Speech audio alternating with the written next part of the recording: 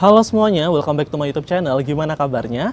Seperti judulnya, hari ini aku mau ngebahas beberapa kegiatan ataupun aktivitas yang bisa kalian lakukan sembari nunggu waktu ospek. Karena buat kalian yang mungkin sekarang udah fix jadi maba, kemudian punya waktu sekitar 2 bulanan, kalian masih bingung nih mau diisi apa ya kegiatannya. Nah, di sini aku mau berbagi tips dan juga pengalaman aku bagaimana caranya aku memanfaatkan waktu sembari nunggu waktu ospek. Barangkali info-info ataupun tips yang aku sampaikan bisa memberikan rekomendasi ke kalian nantinya. Oke? So, sebelum kita mulai, apa aja kegiatan yang bisa kita lakukan, teman-teman bantu aku untuk subscribe dulu channel ini ya, biar aku semakin semangat untuk update videonya. So, langsung aja, mari kita diskusikan kegiatan apa aja sih yang bermanfaat untuk mengembangkan diri kita sebelum mulai ospek.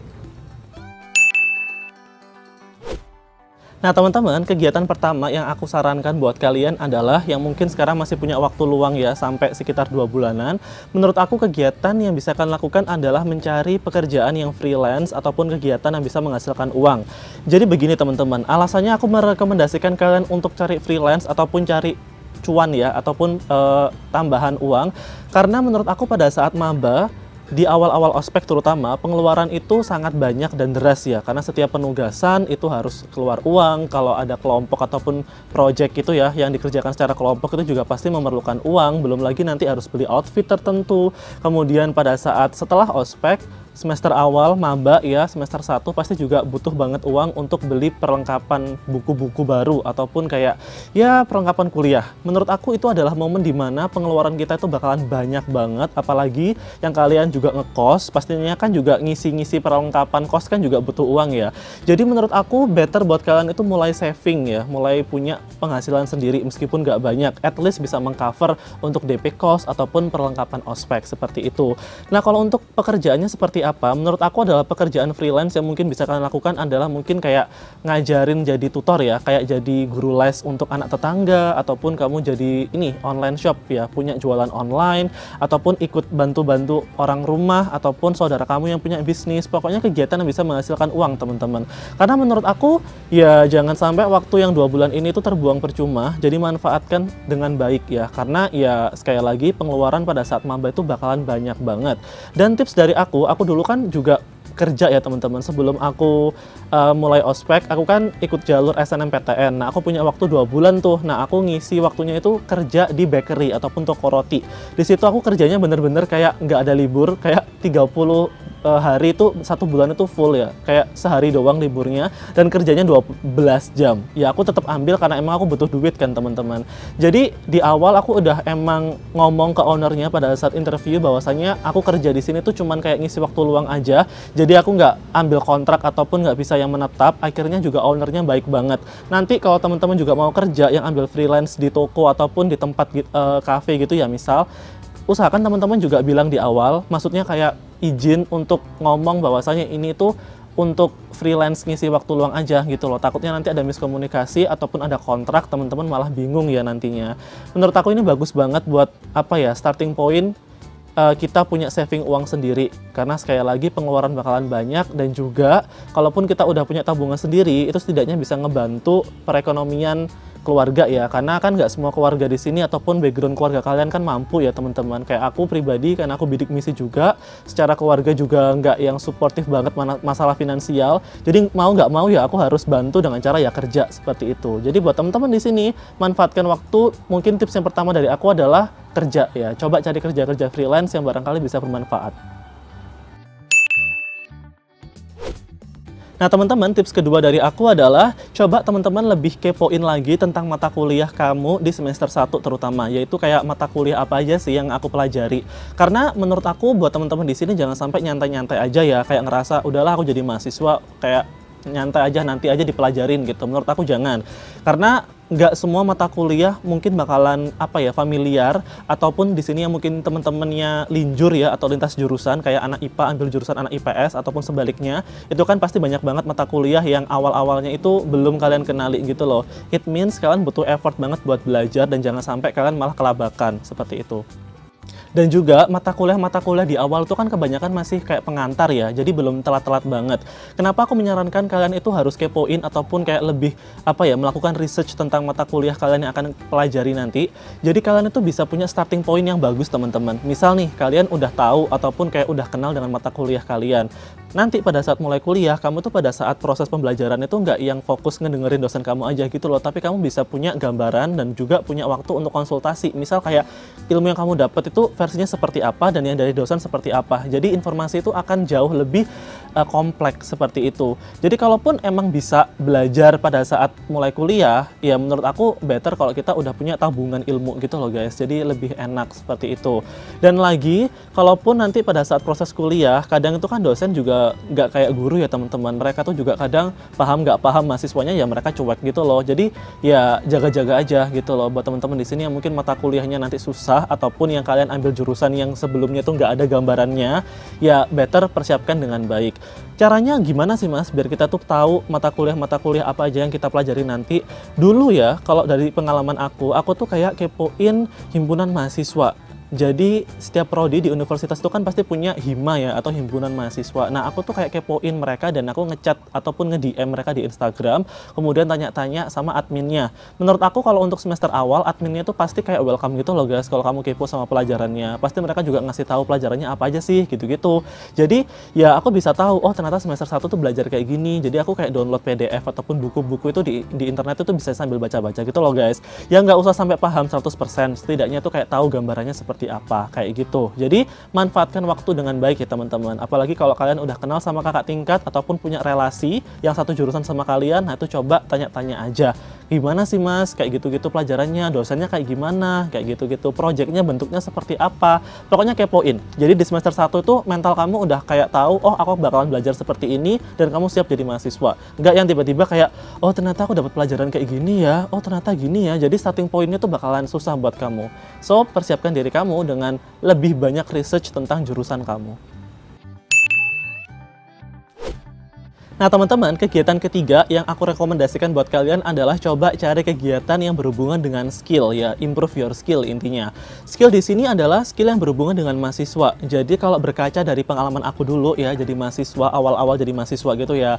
Menurut aku yang paling penting adalah skill kayak public speaking, bersosialisasi ya, skill bersosialisasi dan juga skill basic komputer misal kayak ngetik dan juga kayak PPT. Ini menurut aku basic banget, tapi jangan disepelekan teman-teman. Kita bahas satu-satu ya.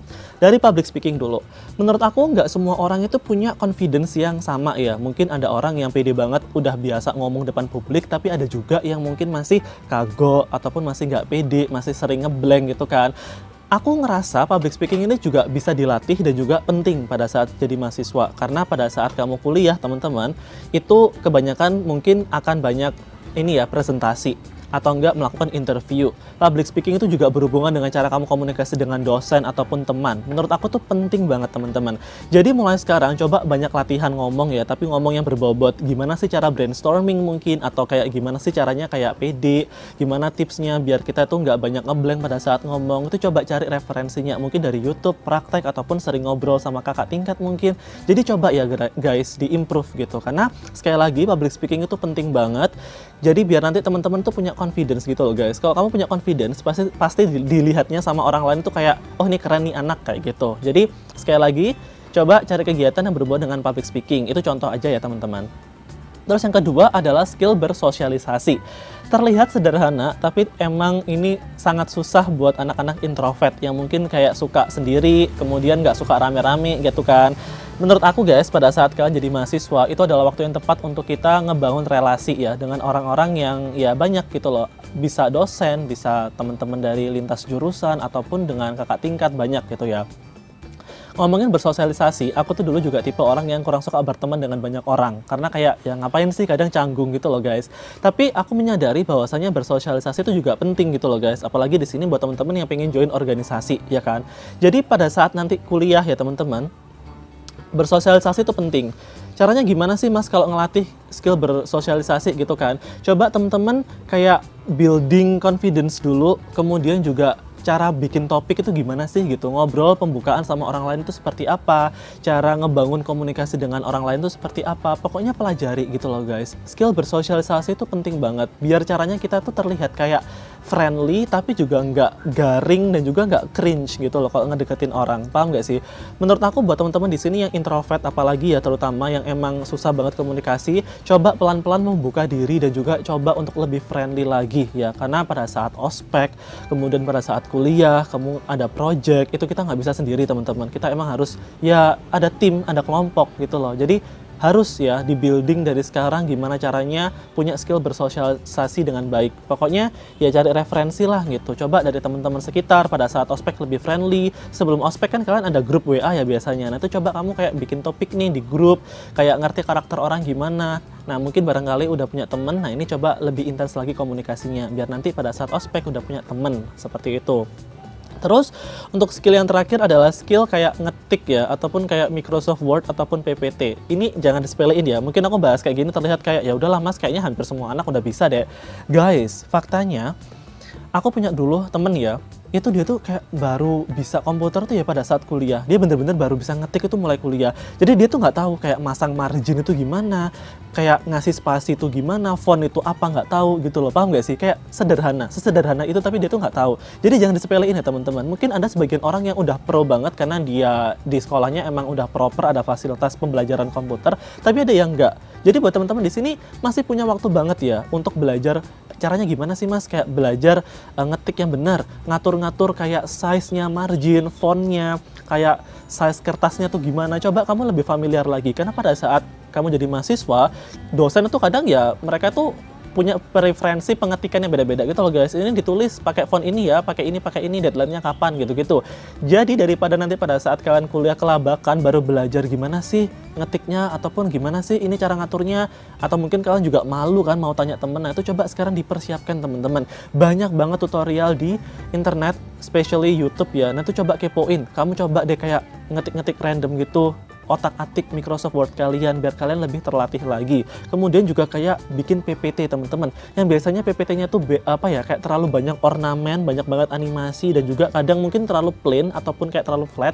Coba sekarang mulai ngumpulin gimana sih caranya buat PPT yang interaktif, yang emang konsepnya tuh lebih kayak modern tapi kayak bagus juga. Coba download template-template PPT mungkin buat kalian nanti kuliah. Jadi persiapin seperti itu. Ini adalah kegiatan yang sangat bermanfaat nantinya biar kalian pada saat kuliah itu lebih siap lagi dan juga punya persiapan, nggak yang serba kagok teman-teman. Oke, so semoga tips dari ini ya bisa bermanfaat buat kalian. Nah guys, aku mau ngasih tambahan informasi ya seputar dengan improve your skill. Di sini menurut aku juga skill itu nggak cuma yang skill yang intern gitu ya, tapi juga skill yang masih berhubungan dengan jurusan kamu. Ini contoh yang bener-bener real ya teman-teman. Dulu aku tuh punya temen yang mereka itu ambil jurusan sastra Inggris. Aku kan dari sastra Inggris ya. Mereka tuh masih belum punya kemampuan bahasa Inggris yang bagus. Jadi secara basic itu masih perlu belajar gitu loh. Jadi buat mereka pada saat semester awal itu banyak banget kayak kagok gitu loh guys, kayak kaget, aduh ternyata susah ya bahasa Inggris, ternyata kayak gini ya belajar bahasa Inggris gitu loh. Jadi aku ngelihatnya kan kasihan ya, karena mereka mungkin ambil sastra Inggris itu karena random atau mungkin karena emang ya udahlah pokoknya asal kepilih gitu loh guys. Jadi emang nggak yang minat-minat banget sama bahasa Inggris. Nah jadi dari sini, dari masalah ini, aku tuh mikirnya berarti sebelum kuliah, bagusnya kalian tuh udah punya gambaran umum kuliah kalian itu bakalan kayak gimana, dan juga skill kalian itu terhadap jurusan yang kamu pilih itu kayak selaras dan kamu punya capacity yang bagus. Jadi ngomongin masalah bahasa Inggris ya, ini kita fokus sedikit ke bahasa Inggris karena aku jurusan sastra Inggris. Buat teman-teman nanti yang jurusan sastra Inggris, kayak siapin mental yang bagus dan juga persiapin bahasa Inggris kalian yang basicnya, at least-nya tuh matengin dulu. Kalau emang belum mateng ya kamu coba belajar lebih intensif lagi, bisa ikutan kursus ataupun kelas kayak short program di kampung Inggris misal, atau enggak kamu belajar otodidak lewat YouTube ataupun kayak modul-modul gitu. Pokoknya improve your skill di bahasa Inggris, karena jangan sampai di semester awal yang materinya tuh masih basic, kamu tuh masih belum relate gitu loh guys. Kayak apa ya, kayak sama teman-teman kamu tuh kayak malah kalah jauh. Tambah kasihan kan, tambah kita insecure kan. Jadi sekali lagi, kalau emang kalian mau ngerasa, oh ternyata jurusan aku di sastra Jepang nih misal, aku nggak ada ini pemahaman sama hiragana katakana misal ya, coba kamu belajar dulu nih basic Jepang itu kayak gimana sih. Kalau di bahasa Inggris pun seperti itu, basic tenses seperti apa sih. Jadi kamu tuh punya basic teman-teman, jangan sampai ya baru masuk kuliah awal kamu udah ngerasa insecure dan gak kuat karena secara modal basic knowledge aja masih belum siap gitu loh. Jadi ya itu mungkin bisa jadi saran. Nah teman-teman, kegiatan selanjutnya yang aku sarankan adalah coba teman-teman cari informasi tentang organda atau organisasi daerah. Jadi kalau teman-teman ini misal ya dari Jombang ataupun dari ini kabupaten ataupun kota tertentu, misal Surabaya, Sidoarjo ataupun yang lain, coba kepoin lagi ada nggak sih organda yang ada di kampusku gitu. Misal aku di Jombang nih ya, ada namanya komunitas mahasiswa Jombang yang kuliah di UTM, paham nggak sih? Jadi organda itu kayak organisasi daerah yang biasanya mereka tuh kayak ngumpulin anak-anak satu daerah yang kuliahnya tuh di satu universitas yang sama. Jadi mereka tuh kayak satu alma mater gitu loh guys. Kayak mungkin kayak ini komunitas mahasiswa Nganjuk yang kuliah di UNESA mungkin, atau enggak komunitas mahasiswa Bojonegoro yang kuliah di UNER kayak gitu. Jadi kalau emang kamu bisa nemuin itu kamu coba join deh guys. Kenapa? Manfaatnya bisa join organda atau organisasi daerah yang satu alma mater. Itu menurut aku kita bakalan bisa banyak banget informasi ya, terutama kalau kita ada gathering, kumpul-kumpul gitu. Dan itu adalah momen yang bagus banget buat kita tuh kayak tanya-tanya kakak tingkat kita ataupun mahasiswa yang udah kuliah di sana seputar mungkin kayak dosen, mata kuliah, lingkungan kampus, ataupun kayak berhubungan dengan kegiatan kayak UKM-nya di sana apa sih gitu. Jadi waktu kalian selama di ini ya menunggu ospek itu kayak banyak manfaatnya untuk mengenal kehidupan mahasiswa gitu loh guys. Jadi kalian ada gambaran kayak gitu. Jadi aku dulu pun juga ikutan. Mereka tuh kayak bantu banget dan juga friendly ya. Misal kalau aku mau registrasi ataupun kayak mau survei kos, mereka tuh kayak ini kadang nyediain tempat tinggal gitu loh guys. Kayak kosnya mereka tuh kayak open gitu buat anak-anak baru. Kemudian kayak ngasih tumpangan, kayak mereka tuh ngordinir gitu loh, kayak berangkat bareng. Jadi tuh seru. Jadi aku yang nggak punya temen, jadi kayak saling akrab itu loh sama anak-anak yang daerah lain, sekolah lain yang kuliahnya tuh sama gitu kan, di universitas yang satu alma mater kayak gitu. Jadi kalau emang kalian ada organda dan berhasil nemuin organda yang sesuai dengan ini ya, kampus yang kamu tempati saat ini, join aja. Karena pada saat kamu ikut organda, mereka tuh biasanya sebelum ospek dimulai ataupun sebelum dunia perkuliahan ini dimulai ya, mereka tuh sering banget ngadain gathering ataupun kayak seminar atau kayak webinar di Zoom atau Google Meet. Nah itu kamu join aja, kayak tanya berbagai macam informasi. Barangkali kamu bisa dapat relasi, dapat informasi dan juga gambaran umum kehidupan mahasiswa tuh seperti apa. Jadi ya jangan sungkan untuk ikutan organda ya atau organisasi daerah. Nah guys, that's all my video. Semoga bermanfaat. Jadi buat teman-teman di sini yang mungkin masih punya waktu sekitar 2 bulanan nunggu waktu ospek, coba manfaatkan waktu itu dengan baik ya teman-teman. Jangan sampai malah kayak males-malesan, malah kayak ngerasa udahlah bebas, pokoknya aku udah kuliah, udah keterima. Jangan seperti itu ya teman-teman.